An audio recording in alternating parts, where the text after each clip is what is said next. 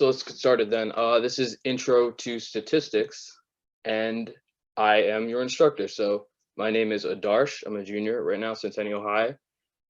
I'm a drummer. I've been a drummer since 5th grade. Play tennis.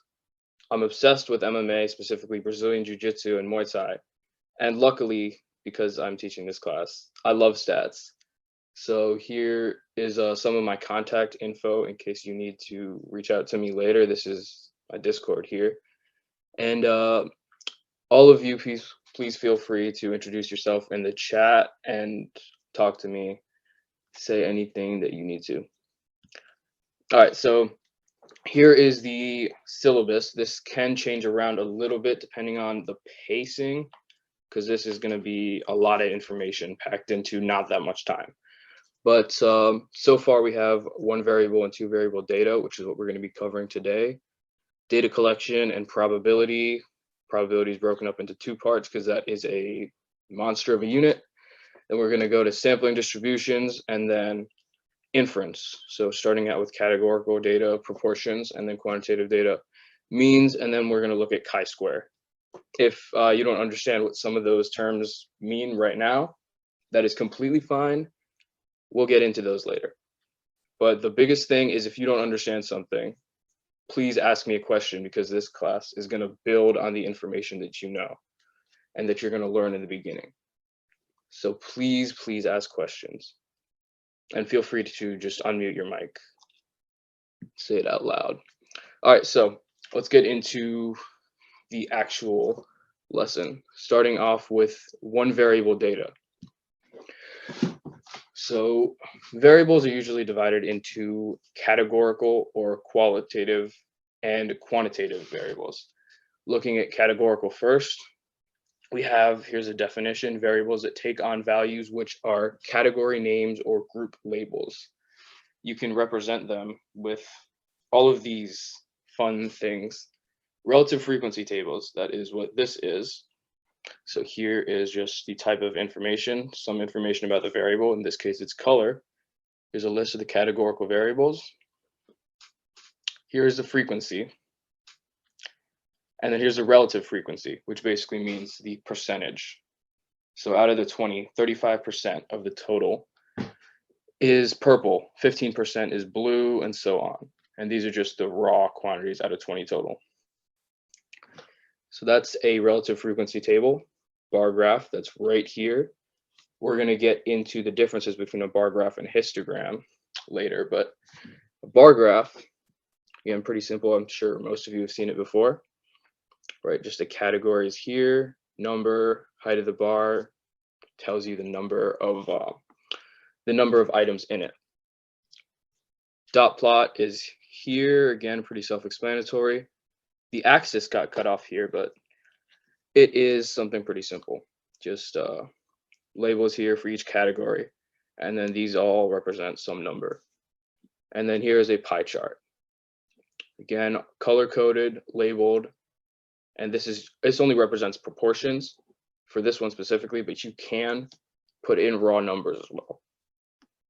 So that is how you can represent categorical or qualitative variables. Now we're going to look at quantitative variables.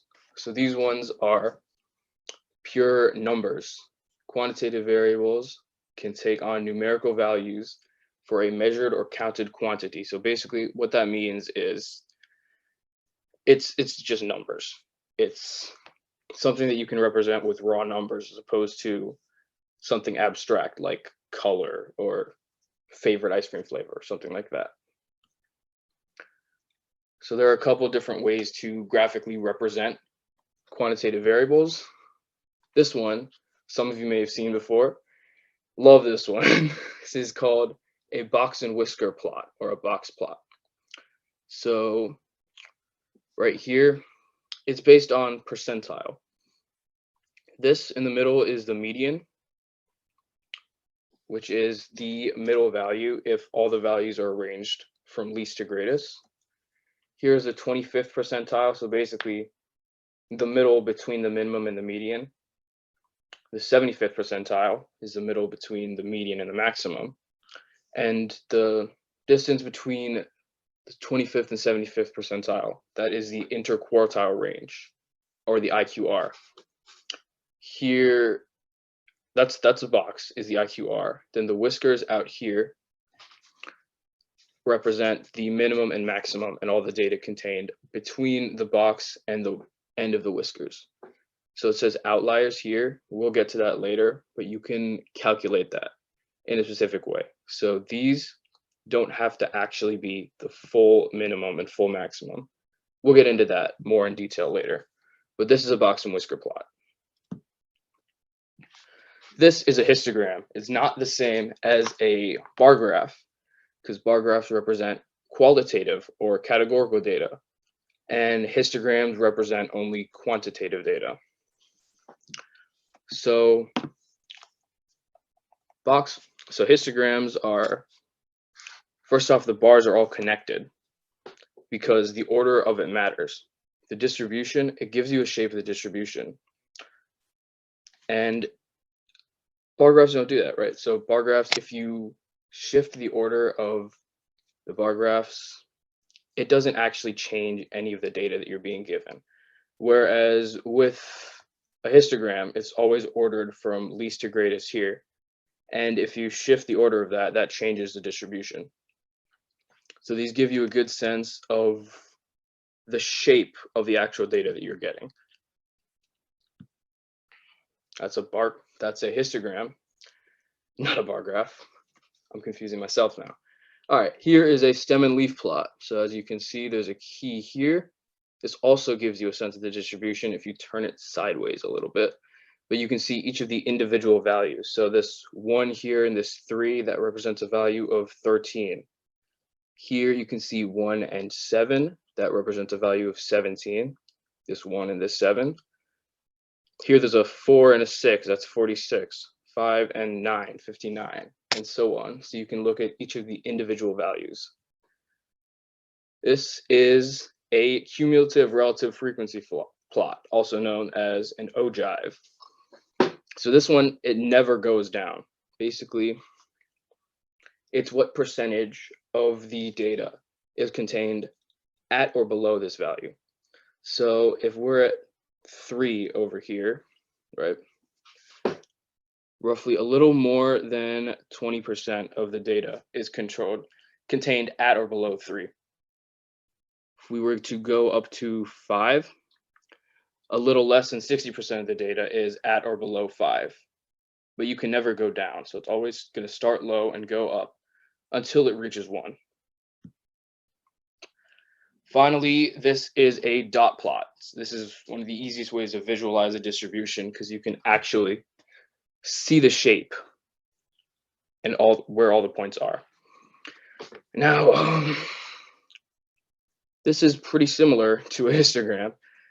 It's actually almost the same thing, but it's just that you can see each of the individual values and you can't tell what they are, but it just helps you get a scale for how big this is compared to this and how big the clusters are.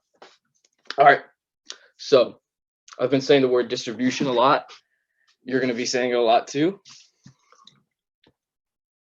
Oh, by the way, I want to reiterate this. If you have any questions, ask me now. Unmute your microphones and ask me. I'm going to give you a second to do that. Okay. All right. So I've been saying the word distribution a lot.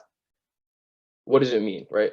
We're going to have to learn to describe these distributions, which are basically just graphs of your data. So an acronym that I used and you should use because it covers everything that you need is SOC-V, which also is SOCs. There are a couple different acronyms, but I use SOC-V. Shape, outliers, center, and variation. These are the most important things that you need to touch on. So the first thing is shape. And that means you comment on the gaps, clusters, modality, which is basically how many peaks it has, symmetry, whether both sides look the same, skew, this is a right skewed distribution, left skewed distribution, we'll look at that a little more, uniformity or normality. So this is a uniform distribution, basically just a rectangle, right? That if you see a uniform distribution, just saying the shape is really, really simple. It's a uniform distribution. It's a rectangle. This is a bimodal distribution, right? There's one peak here, and then there's another peak. Both of these are modes. So the modality here would be bimodal. Then these are some more common shapes. Symmetric distribution, right? That is self-explanatory. Both sides look the same. This might confuse you a little bit, the right skewed and left skewed distribution, because it might seem intuitive that right skewed distributions would have most of the data on the right side, and left skewed distributions would have most of the data on the left side, but it's actually the opposite. So right skewed distributions have less on the left side, on the right side, and left skewed distributions have less on the left. Now here is a normal distribution. This is going to be super important when we get to inference and sampling later, but for now, just know that it basically just looks like a bell or like a little hill. You know, it starts here, comes up, and then comes down. All right, so that was shape. These are the key things that you have to cover. Next is outliers. Outliers, as most of you I'm sure have heard, are just extreme values that look like they might have been an accident because they're really far away from everything else. There's no steadfast, no 100% accurate rule to identify an outlier, but these are a couple of the common rules that are used. The thing that I was talking about earlier with the box plots right here, it says Q1 minus 1.5 IQR and Q3 plus 1.5 IQR. That's this rule, the 1.5 IQR rule. So any values less than the 25th percentile minus 1.5 times the interquartile range, and those values are going to be given to you, or greater than Q3 plus, or the 75th percentile plus 1.5 times the interquartile range, should be considered outliers. What that basically is saying, because I know that might be confusing, is if you take this, the width of this box, and you multiply it by 5, by 1.5, and then you draw lines that length this way and this way, anything on the outside of those lines, that should be considered an outlier. And you can see that pretty clearly labeled here. These are the ends of the lines, the whiskers, and then here are the outliers on the end. That's the 1.5 IQR rule. Then there is the z-score or mean deviation rule, which is basically just, instead of using interquartile range, you use 3 standard deviations away from the mean. So if we were to go here, the mean is in the middle, and you get the standard deviation. If any value is more than 3 standard deviations away from the mean, that should be considered an outlier. All right, so that's outliers. Here is the third part of SOC-V, shape outliers center. So the measures of central tendency, I'm sure some of you have heard of mean, median, and mode. Mean is just the sum of the values, sum of all the data points divided by the number of values. Then the median is, like we said earlier, when all the values are arranged from the lowest to the highest. It's the value in the middle. And then the mode is just the value or the values. There could be multiple, as we see here, are just the most common values. So here's also something interesting, that usually when there is a right skewed distribution like this one, the mode is the least, then it's the median, and then the mean is the greatest. And then it's usually the opposite for left skewed distributions like this. It goes mean, median, mode. That works most of the time, not all the time, so don't use that as an inference, but it's just something useful that you might want to know. All right, and then finally, these are the measures of variation. So SOC-V is shape, outliers, center. We covered those. Now we look at variation. Standard deviation, I was talking about that, right? That is just the average distance of each data point from the mean. and here's a formula for that. Variance is the average squared distance from the mean, which is just standard deviation squared. The range is the greatest value minus the lowest value. And then the interquartile range, as we covered earlier, is the width of this box. So the 75th percentile minus the 25th percentile. All right, so here is a sample distribution. I want to see if you guys can maybe think of some sample descriptions for that. So I'll go back to the comments quickly. You don't have to put something in the comments, but just think of how you would describe that distribution.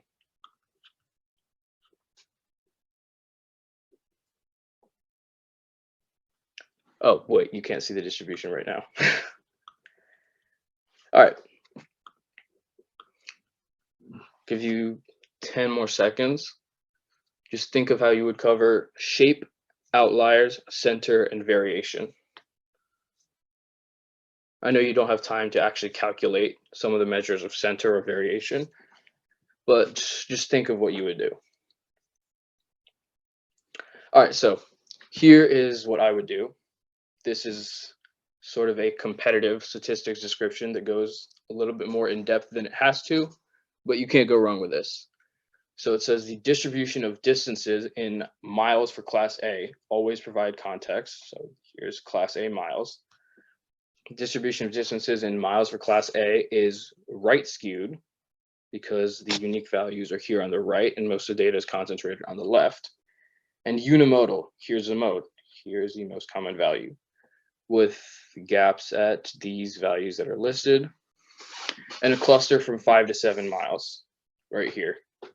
So that covers the shape, right? Everything in the black is the shape. It has a median of 3 miles. There's a center. So right here, I know you did not have time to figure that out, but just make sure that you bring up some measure of center, whether that's the median, the mode, or the mean. Usually median or mean is most helpful. And then the interquartile range, didn't have time to calculate that either, but that is 5 miles here, and there are no apparent outliers. I wrote out that there are no values below 1.5 times 5 less than Q1. There are basically no values outside of the whiskers, and I showed how I calculated that. But on an exam or something similar, you might not have time to do that. So then you could just write this abbreviated description that quickly touches on every aspect. So shape, right skewed, unimodal, several gaps. Outliers, there are no apparent outliers. Then there's a median of 3 miles, and then I switched it to range because that's quickest to calculate. The range is just greatest value is 14, lowest value is 2. 14 minus 2 is 12 miles. So this would be the abbreviated description that I would give if I was on an exam and I was running out of time. All right, so the summary statistics for quantitative data. We already touched on each of these. There's mean, median, mode, and there's median, mode, interquartile range, and range, right? These are just universal. And then the mean, standard deviation, and variance, they are dependent on the nature of your actual experiment. What that means is, are you looking at the mean, standard deviation, or variance for a population or a sample? In other words, is it a parameter or a statistic? Parameter is for population, sample, statistic is for sample. So here's a population, right? Population is the entirety of a group. If I was trying to figure out something about adults in the US, the population would be every single adult in the US. But then a sample would be a group that I pulled out to try and study to make an inference about adults in the US.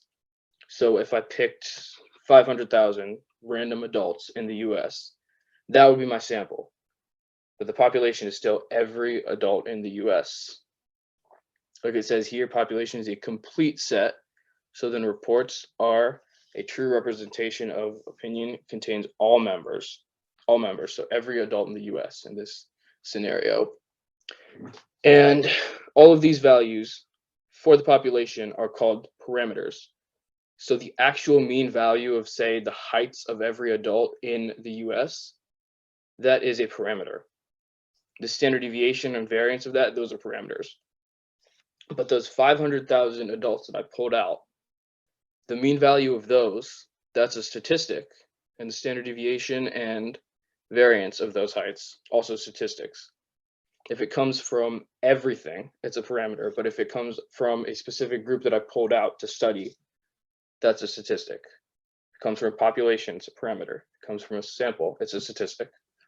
All right, so looking at mean, the population mean is a parameter as it comes out of a population. And the symbol here is this Greek letter called mu. Formula is, this looks really complicated, but this just means the sum of all the data points divided by n, which is the number of items in the entire population. Meaning, in context of the assignment, it would just be, in context of the scenario, it would just be the population mean for heights of all adults in the United States would be the sum of all the heights of every adult in the United States divided by the number of adults in the United States. Sample mean, that's called X bar. This is just a statistic for the group that we pull out. Here's the same, pretty much the same formula. The only difference is you still use the data points, but you divide it by the number of items in the sample. So if we take 5,000 people out, we add up all their heights, and then we divide it by 5,000, as opposed to taking every adult in the United States, adding up their heights, and then dividing it by how many ever adults there are in the US. All right, so that's some more quantitative summary statistics. Standard deviation can be split again into population and parameter, just like means. This is the formula for sample standard deviation that you do not need to know. You don't need to know for population either. There is a subtle difference that we will not get into that's much beyond the scope of this class as to why this is n-1 and this is just n. But it really is calculated pretty much the same way. It's just the distance of each data point from the mean divided by the number, the square root of that. All right, variance. Basically the exact same as what I just told you, but squared, or you don't take the square root. And again, there's a subtle difference as to why this is n-1 and this is n. So this is the number of people in the sample minus 1. This is the number of items in the entire population, not minus anything. But you do calculate it the same way. It's just the square of the distance of each item from the mean added together. That's the sum. And then you divide it by either n-1 for the sample or n for the population. Position. This is an interesting one that you are going to have to look at a lot more in the future. This is a special case. So the position of a value, that is just where that value falls, either relative to the others or relative to the mean or something like that. So there's 3 different ways that you can look at positions. Simple ranking is just where it falls when you arrange all the elements in order. So if you have a list of heights, then the second shortest person, second lowest height, that would have a simple ranking of 2. Percentile ranking. If you have, this is like with the box plots. If you have, again, the same set of heights, and you rank them all, you take the simple ranking basically and weight it by the percentage. So if say 50% of all people or all adults in the US are below 5'8", the percentile ranking of 5'8" would be 50 percentile. And then the z-score is the number of standard deviations a value is above the mean, specifically above, because if a value is below the mean, it'll have a negative z-score. So let's say the mean height is 5'8", and we have a standard deviation of 2 inches. If somebody is 5'10", they have a z-score of 1. Somebody is 5'6", they have a z-score of -1, and that is their z-score ranking. Here's just a formula for percentile ranking, and here's the formula for population or sample z-score. There's no difference in how you calculate these, it's just the parameters versus the statistics, but it's really the same thing.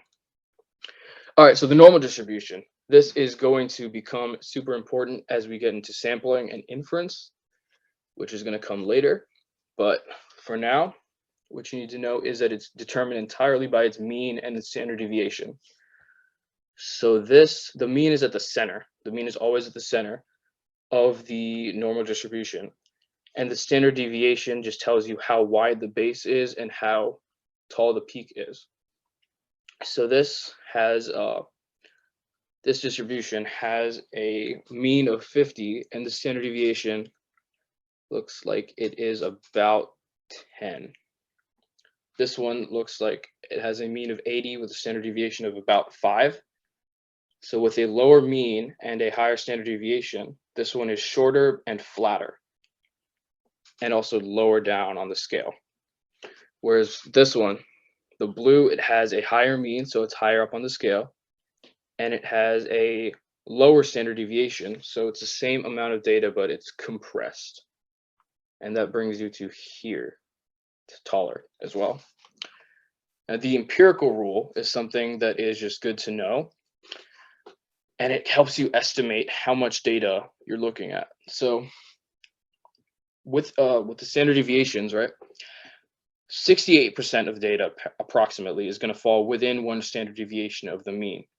So that means if the distribution of all heights in the United States, if that follows a normal distribution, and the mean height is 5'8" and the standard deviation is 2, 68% of all adults in the United States are going to be between 5'6" and 5'10", because that is the mean plus or minus 1 standard deviation.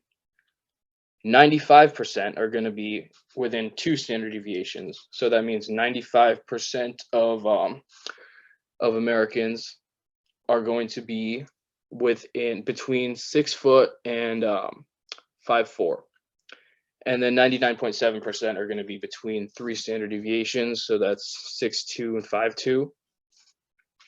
And this really just helps you make a quick estimate of how many people or how many items you're looking at in one section. All right, so that covers all of one variable data, and we are going to move on now to 2 variable data, which is slightly more complicated, but we'll get into it. So 2 categorical variables. Reminder, categorical variables are variables that can be split into categories. So like here, sex is male, female. Those are the options that we're given, and handedness, right, left. These are both categorical. You can split it into categories as opposed to just numbers. So you can display them in a contingency table, which is right here, or you can graph them in a mosaic plot or a multiple bar graph. So here you can compare different values for each variable. And here, the mosaic plot, you can again do the same thing. Contingency table, you can see each number. So this is the raw data, and then this is graphical representations of it. So for 2 quantitative variables, because qualitative are pretty simple, you can't really see inference or anything like that. But with 2 quantitative variables, you can graph them and really go more in depth with it. So first off, you display them usually in a scatter plot with x and y. So here is the x-axis, and here's the y-axis, just like you would see in a normal coordinate plot. And this is always x is causing y, or we are using x to predict y. So if you switch x and y, you're going to get completely messed up results. You have to draw a conclusion about y based on x. All right, so the correlation coefficient is called R, and here's the formula for that. That is not important, but it's basically the z-scores of x and y, the sum of those, over n minus 1. So the standard deviation of the z-scores. That is R, the correlation coefficient, and that measures how strong a correlation is and whether it's positive or negative. And the coefficient of determination, or R squared, essentially is just that, it's R squared. So the technical definition is that it gives a percent of variation in y that is explained by the percent of variation in x. But really just what it means is it measures the strength of the correlation. So if it has a high R squared value, which means close to 1, then it's a strong correlation. If it has a low R squared value, which means close to 0, then there is not a strong correlation. All right, least squares regression. This is something that you can use to predict values. So least squared regression, the goal is to minimize residuals, which are the gaps between the predicted values and the actual values. And you're always trying to look for the best possible fit on a least squares regression model, which basically means if you have a formula that you're using to try to predict where your data would be, you want it to be as accurate as possible. And here's the formula for the best least squared regression line is y hat, which means the predicted y value, is a plus b times the x value. It's just a formula for a line, right? Now, this y-intercept, this b naught, that's actually the same thing as a. Here's a formula for that. So the mean of y minus b1 times the mean of x. And b1, the formula for that is the correlation coefficient r times the standard deviation of y over the standard deviation of x. Formula for r again is this. So if you want to calculate the least squares regression line by hand, it is a lot of work, and it isn't even always the best possible fit. It's looking for it, but using a line might not be the best model, and you can tell by a residual plot. So the sum of the residuals is always 0. That is the entire point of the least squares regression line. The way you find that is finding the shape where the sum of the residuals will be 0, because that's the closest, most accurate model that you can get. But using a line might not always be the most appropriate model. So as you can see here, right, if we have this scatter plot, we would turn that into this residual plot. And let me just reiterate, a residual is the distance, the vertical distance between the predicted value, which is the value here on the line, and the actual value. So say this value. So actual minus predicted, that is the residual, and then you plot that here. If you see a clear pattern in the residual plot, like you do here, that means that it is not the best way to represent the data. So this, you see a curve in the residual plot, which indicates that using a least squares regression line is not the best way to represent the data. It's not the best model. And you could use a different shape instead. You could use an exponential curve. You can use a logarithmic curve, but using a line, if it gives you this residual plot, it's not the best that you can do. And here, right, there's no apparent pattern, which means that it looks like this is a good model. This is the best that we can do with the line. Here, it doesn't look like there's too much of a pattern, but it does get wider as you go further along, which is called heteroscedasticity. And it basically just means that the model works better for lower values of x than it does for higher values. All right, the last thing, outliers, influential points, and leverage. So outliers, like I said earlier, they're data points that don't really look like they fit in. So they're far away from the rest of the data. Like here, this is an outlier. It's really far from the regression line, far from the other data points. And influential points are determined by how far they are from the center. So this could be an outlier because it's far away from the line. But this is a more influential point because it's far away from the center of the line. And what that means is if you change this point or you remove this point, that is going to change the correlation coefficient, the R value, and it's going to change the slope more than just removing this outlier would.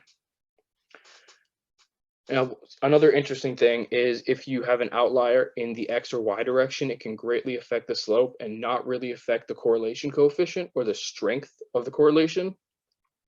But if you have it in both the X and Y direction, so like this point here is an outlier both in the X and Y direction, it does not affect the slope because it still looks like it's on the same line.